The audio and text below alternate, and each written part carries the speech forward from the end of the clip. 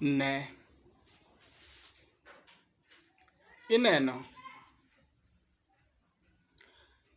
Nyocha awacho ni wach moro ni piny otho ni shemeji. Piny otho ni shemeji makata ineno miyo matuo ma wiye olokore mobet e street kamoro tinyalo gombo mondo iluonge ni shemeji, kendo inyalo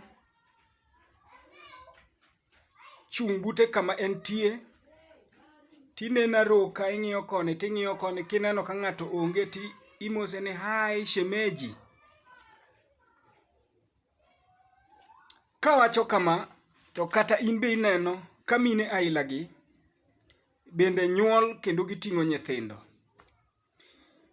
Piny otho ni shemeji, kata iyudo miyo matuo tuo moro mago ji piny miluongo ni mar ndulme mar podho. Inene kogore piny oriere, dhoge golo buoyo, to pod iwacho mana ni ei mos shemeji kod tuo momaki. Piny otho ni shemeji.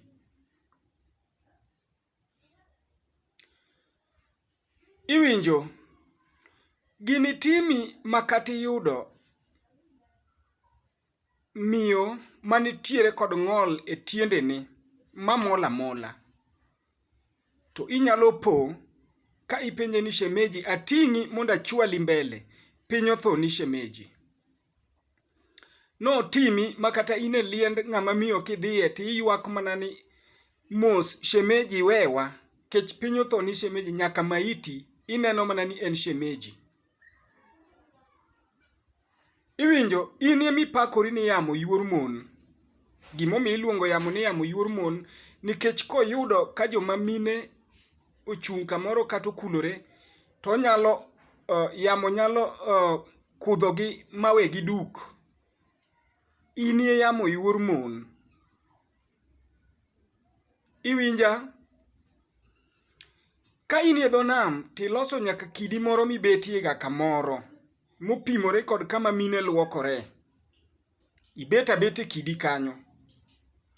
Koro ing'iyo mana mine. Ka ang' iwuok koro ia to gini chuni mondo ikal machiegni gi ng'ama miyo kaluokore, kendo mos moro nobiro gi dho kisungu ni hi. Iwinjo ka chuny mar shemeji cha oidhi kendo idwa ni imose, ema ang' nipo ka kar go ni hi tibiro go ni ai shemeji. Ai ni tiende nang'o? Ochungle mokai kamibetie cha, koso olange mokai, koso tho morno. Emomiyo ka koro ikalo ka tipoke go ni ai shemeji. Idwa mose ni hi shemeji to oluokore. Piny otho ni shemeji. Muma wachonwa e Mathayo 24 matindo 15 ni ka uneno ka Gimakwero ochung' e hekalu to joma ni Judea nyaka ring dhi e gode. Opaki Yesu. Gimomiyo ipo ka mine duto te ineno ka gin yuochi kata shemeji, manyiso ni nitiere Gimakwero mochung' e hekalu ma en in. Gimakwero en gima koch. Gimakwero en gima gath. Gimakwero en gima piny kuodho, ma piny wuoye. Iwuoye Gimakwero no. Gimakwero en gima opogore kod gik moko. Gimakwero en gima odhi kama ok dwarie. Kuneno ka Gimakwero ochung' e hekalu to joma ni Judea nyaka ring dhi e gode. Opaki Yesu. Gimakwero. Iwinja, kineno ka guok oka ng'ato tiwacho ni mano gima kawaida, guok nyalo ka ng'ado. Kineno ka ng'ato ka guok, iyudo ayuda wuod wegi moro kodiyo guok gi lake okayo, mano gima kwero. En gima ka ji owinjo to nyalo wuoye, en gima ji nyalo chokore mondo ne. Kendo en gima sama timore kuomi, to jomoko nyalo paro ni wiyi owilore, nikech guok ema kaga dhano, to dhano ok kaga guok. Gima kwero.